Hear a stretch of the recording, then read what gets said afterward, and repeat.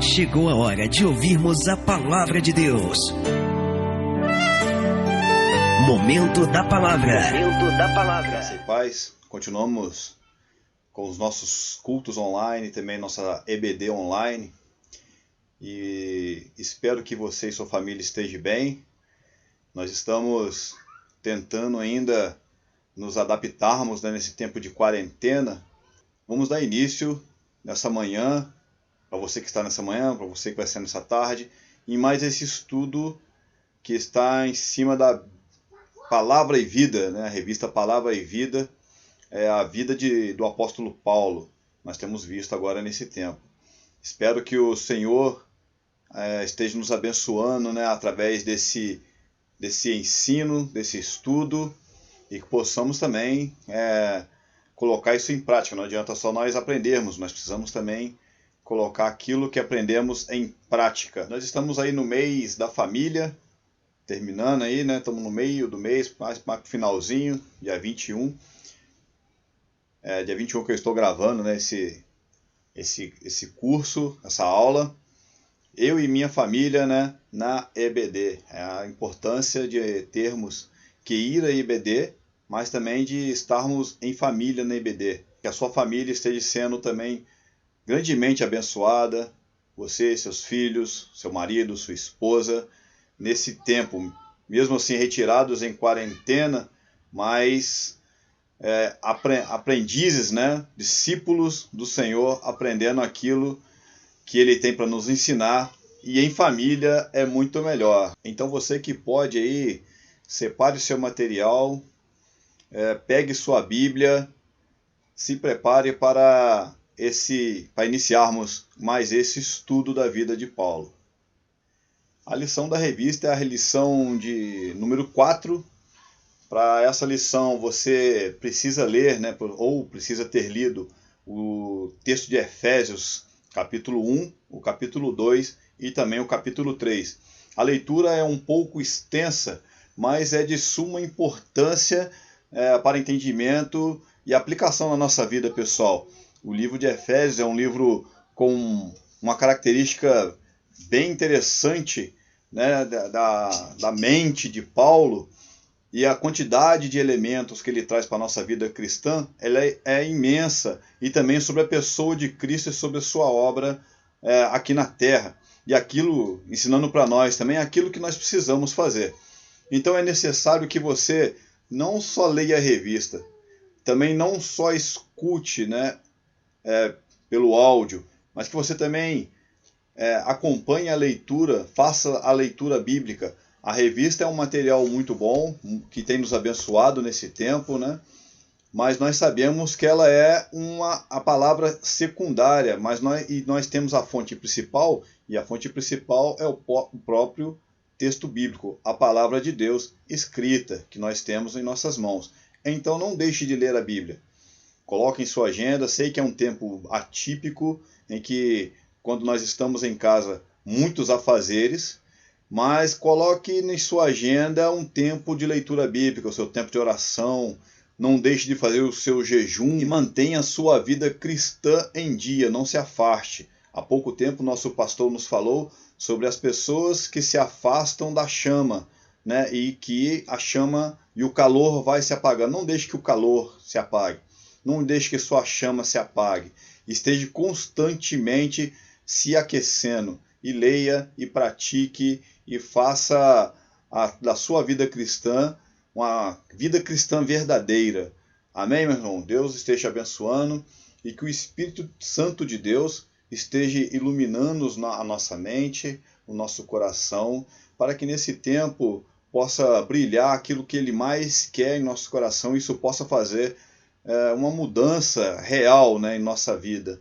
Que não fique somente na leitura, que não fique somente no papel, que não fique somente no áudio, mas que realmente se torne algo prático na nossa vida cristã, na nossa vida como seguidores, na nossa vida como igreja e, é lógico, nesse meio da família, a nossa vida também em nossa família. Estaremos dando início ao estudo do O Cristo Cósmico. Você pode acompanhar agora aí seu material, O Cristo Cósmico.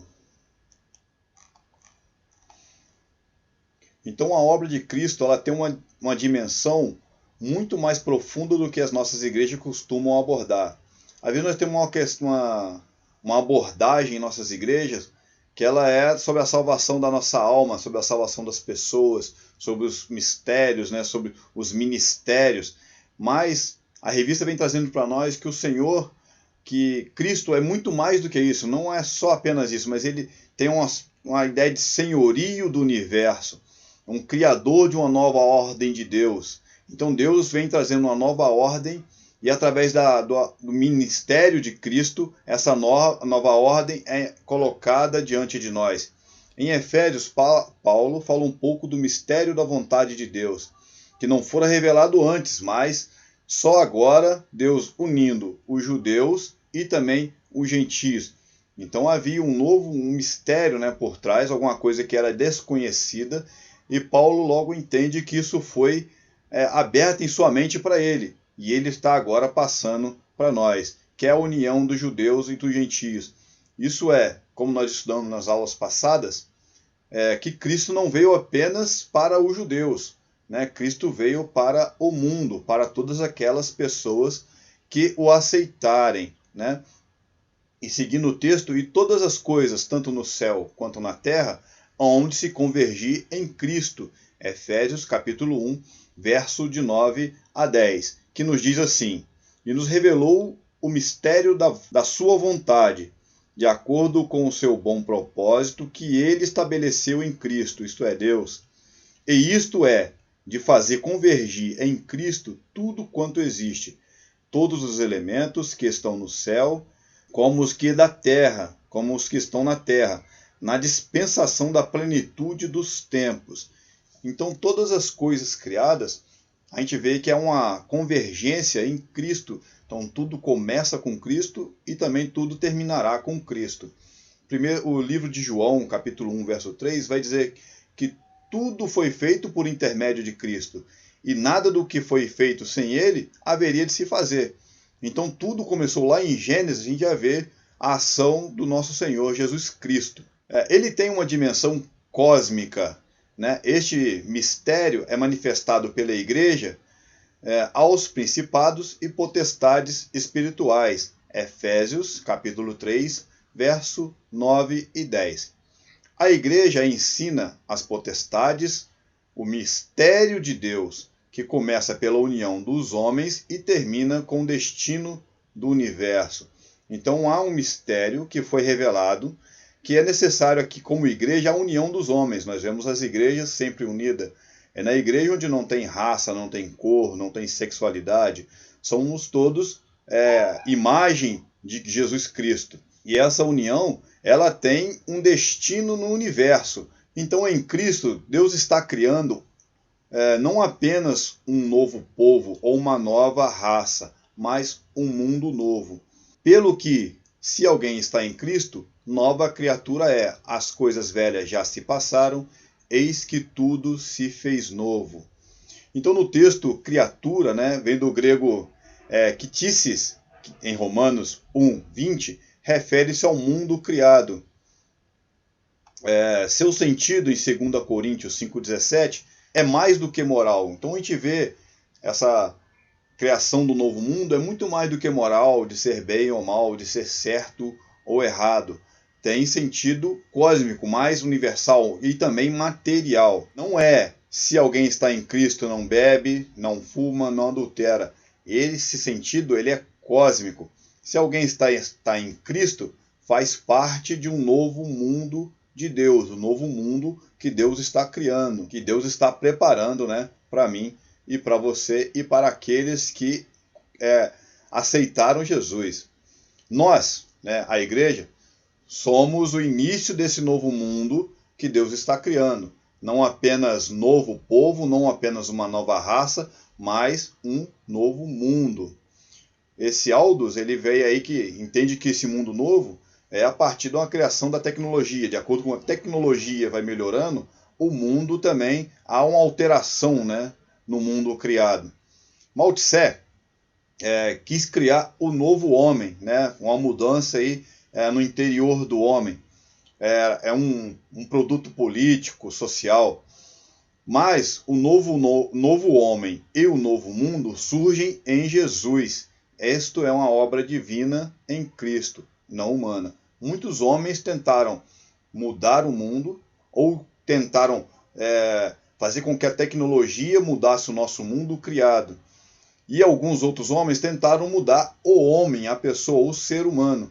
Mas a gente vê que só em Cristo a gente consegue essa mudança real. Por quê? Porque é uma obra divina, é uma obra que só Deus tem o poder, né, para fazer. Vou mudar de lado agora para nós continuarmos a nossa lição. Vou passar para o lado de cá. Então, continuando. O nosso ponto 1, Cristo, ele é autor e sustentador da criação. Então o pecado, ele alterou, né, as relações do homem com Deus, com o próximo e com a natureza. Ele teve uma dimensão cósmica. O bom mundo de Deus, Gênesis 1:31, foi desordenado. Então lá no texto de Gênesis 3, nós entendemos que houveram algumas rupturas, né, com relação ao homem, uma ruptura, a ruptura teológica, que foi a ruptura do relacionamento do homem com Deus. Tivemos uma ruptura sociológica, né, que foi do homem com ele mesmo, ou com o outro, né, com ele mesmo não, com o outro. Tendo aí o homem tentando transferir a responsabilidade dos seus atos ao outro. Agora sim, uma ruptura interna no homem, que foi psicológica. A gente vê no texto de Gênesis 3 que o homem passou a ter medo. Então alguma coisa aconteceu no interior do homem que o modificou. E também houve uma ruptura ecológica. A terra, né, toda a criação sofrendo por conta da entrada do pecado, por conta do homem. Então a ordem, né, o mundo que Deus criou ordenado, que era um lugar especial, ficou desordenado por conta da entrada do pecado. Toda a perfeição que Deus criou, o homem veio e criou a imperfeição sobre a perfeição de Deus. Continuando o texto, o mundo em que vivemos não é um mundo ideal de Deus. Não plantamos urtigas nem ervas daninhas, elas surgem. Então esse mundo que nós estamos hoje vivendo não é aquele mundo que Deus preparou para o homem. Né? Ele já é um mundo aí desordenado pelos atos do próprio homem. A gente vê que a terra produz matos, urtigas e espinhos por conta própria, né? E se nós formos, como diz o texto, tem uma plantação de trigo, o homem ele tem que interagir, né, com a natureza, ele tem que preparar a terra, preparar a semente. Não espontaneamente, a terra não dá esse alimento para o homem se ele não trabalhar por causa disso. Então a natureza nos é benéfica, né, para nós, mas também, algumas vezes, ela também é hostil. Ela nos dá água, né, ela nos dá alimento, mas também nos dá terremotos, secas, furacões. O texto vem dizer que ela não é sábia, como diz a ecolatria moderna da nova era. É uma força cega e irracional. Viemos dela, Gênesis 2, verso 7, mas ela nos é hostil, Gênesis 3, 18. E nós também somos hostil à criação de Deus. Nós fazemos intervenções na natureza que a maltrata. Né? A gente vê aí os problemas que nós temos ecológicos, né? De calor, dos rios, dos mares, das poluições, dos animais em extinção. Isso tudo, às vezes, o homem também entrando aí com hostilidade sobre a criação de Deus. Então a ideia em Efésios e em Colossenses é que Deus está fazendo um mundo, está refazendo, né, o mundo, incluindo aí a nossa relação uns com os outros, né, restabelecendo esse relacionamento uns com os outros, e também com a natureza, com a ecologia. Aquela ruptura, Deus desfazendo e trazendo a união da ruptura novamente. O livro de Efésios é considerado como a rainha das epístolas, onde Paulo, a genialidade de Paulo mais brilha. Colossenses também é considerada aí uma sua irmã gêmea, né, as cartas. Então nessas duas cartas, a cristologia, que é o ensino sobre a pessoa, sobre o ser, sobre a obra de Cristo, ela muda de funcional, que era como Cristo funciona na igreja, para ontológica. Ontológica é o ser de Cristo na igreja, que é o ser absoluto. Ele é autossuficiente, ele é sempre existente, ele é a razão de todas as coisas, como nós vemos e lemos no livro de João. O Cristo de Efésios está assentado nas regiões celestes, né? Ele é divino, ele é Senhor deste século e do século que há de vir. Então ele é Senhor do tempo, né? O século é do grego aion, que significa mais que 100 anos. Significa uma ordem, um tempo, uma idade, uma era. Cristo, então, é Senhor dessa era que há de vir. E tudo foi feito por meio dele e para ele. Colossenses capítulo 1, do verso 16 ao verso 17. E todas as coisas hão de convergir para ele novamente. Efésios capítulo 1, verso 10. A expressão todas as coisas merece aí uma especial atenção.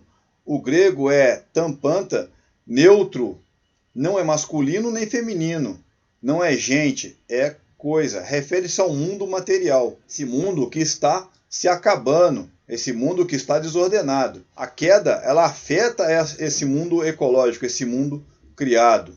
E Jesus veio para reordená-lo. A sua obra inclui recolocar o mundo material em ordem. Deixa eu mudar de lado novamente para a gente pegar o texto aqui. Opa! Aí.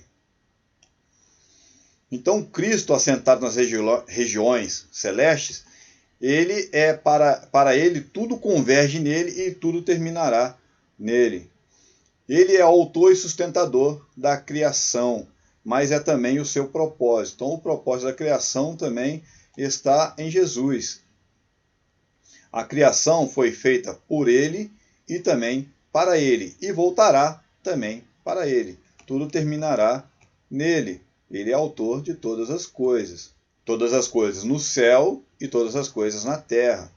Ele não é apenas o salvador pessoal dos indivíduos. Às vezes a gente põe Jesus apenas como o salvador das pessoas. Mas ele é Senhor cósmico de todas as coisas. Ele é Senhor de toda a criação. Podemos confiar num Salvador que tem poder sobre o tempo, sobre as pessoas e sobre o universo. Então nós podemos depositar a nossa confiança em Cristo, já que ele criou todas essas coisas. A gente vê que ele tem poder para criar todas essas coisas. Como diz um de nossos cânticos, quão formoso és, Rei do universo, a tua glória enche a terra e enche os céus.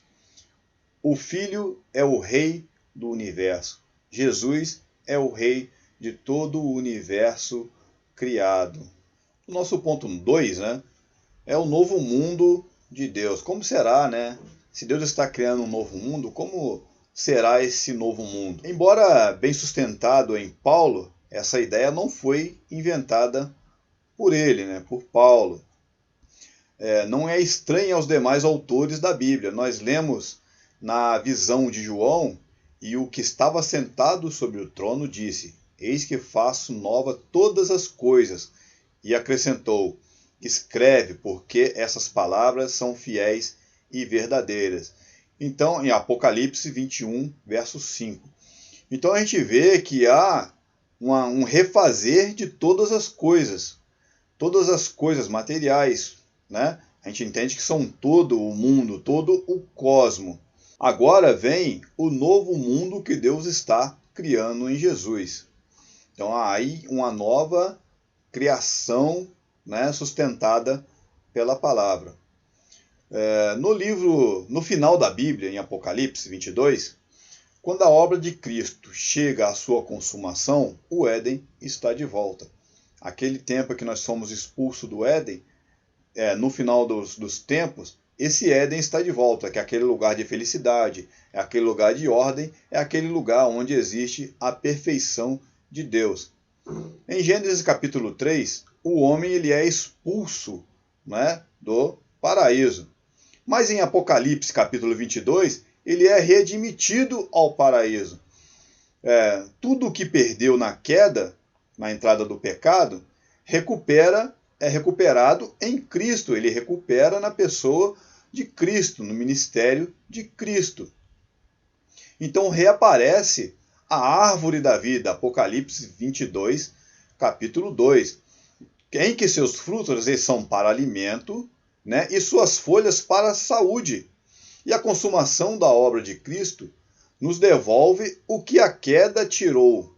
Compare Gênesis capítulo 2, verso 17, com Apocalipse capítulo 21, verso 4. E também Gênesis capítulo 3, 16, com Apocalipse 21, verso 4. Gênesis capítulo 3, 17, com Apocalipse 22, verso 3. Gênesis capítulo 3, 22 a 24, com Apocalipse capítulo 22, verso 2.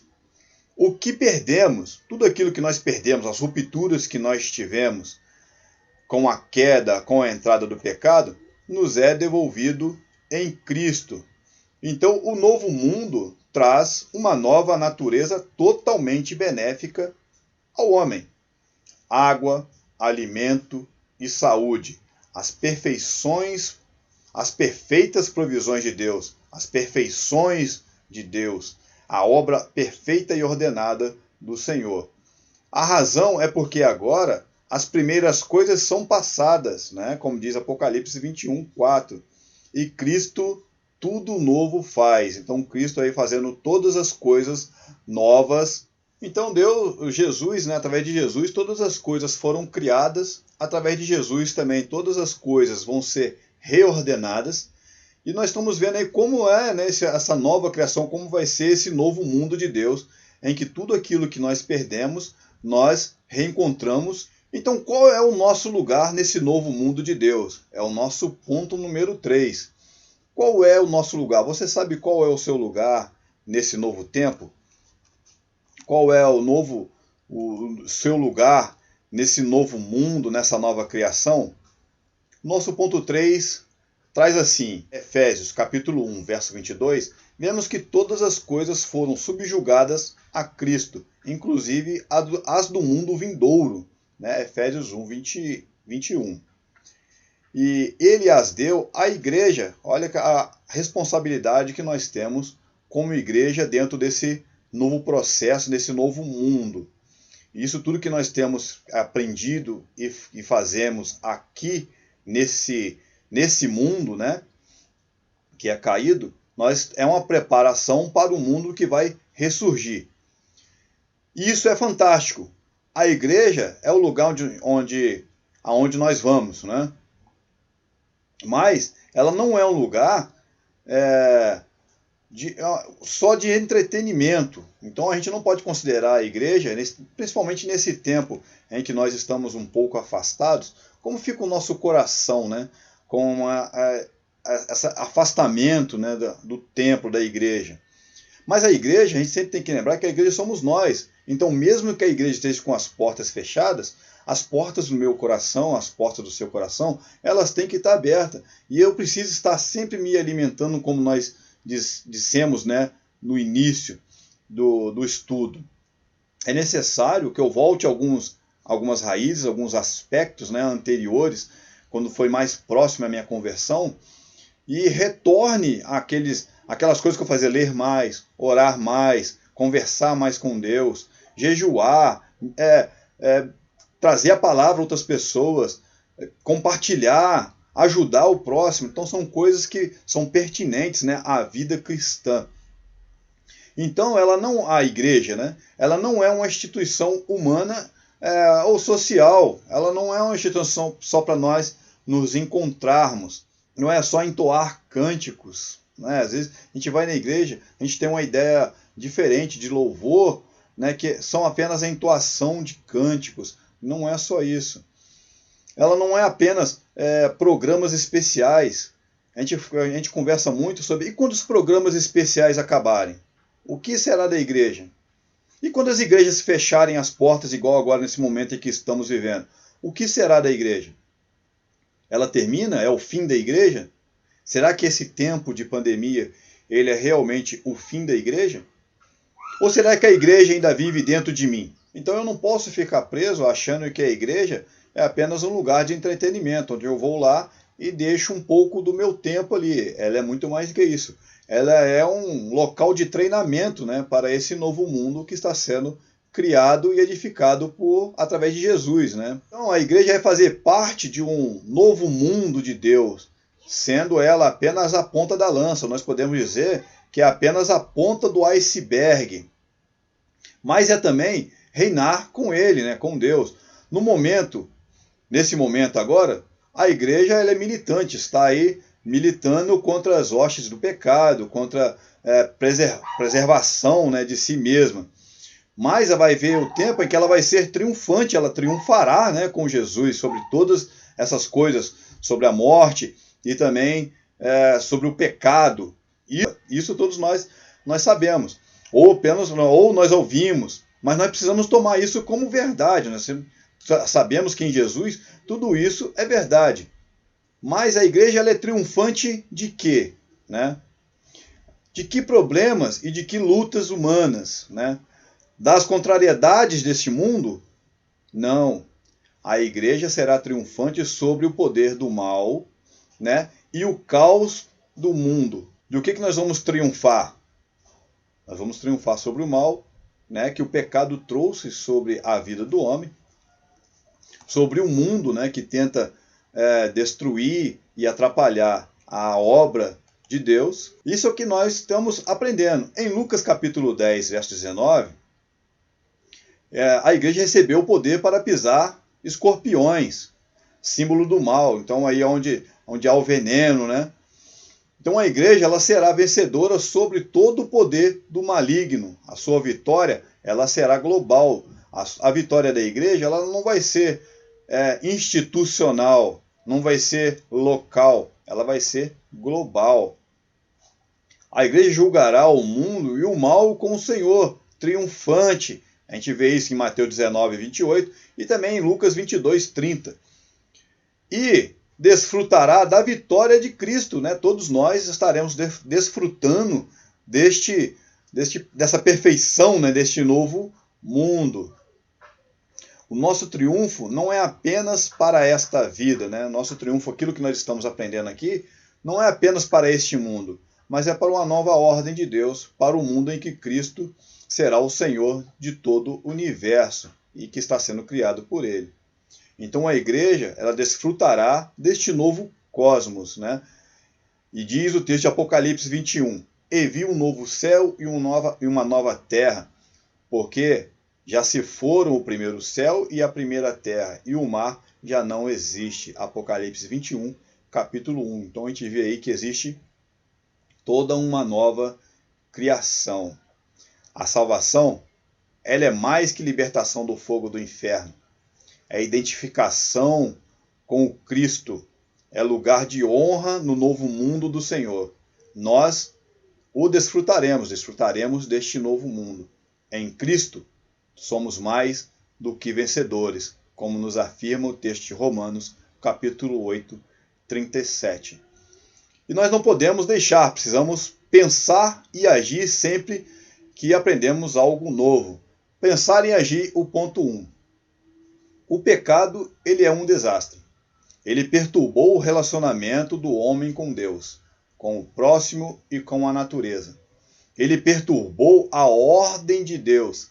Cada crente deveria fugir do pecado, pois ele traz perturbações da ordem que já é frágil.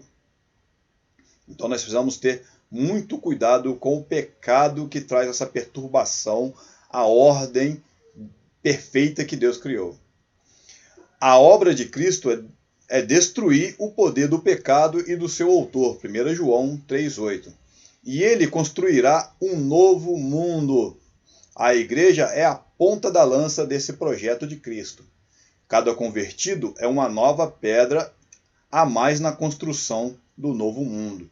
Nós precisamos estar em sintonia, né, em ordem com esse novo mundo, sendo aí tijolos, né, nessa construção. Essa nova ordem de Deus não é apenas moral, mas ela é cósmica, atinge toda a criação. Com esses elementos se desfazendo, se desintegrando, como diz o texto, um novo mundo está chegando. 2 Pedro, capítulo 3, verso 10 ao 13.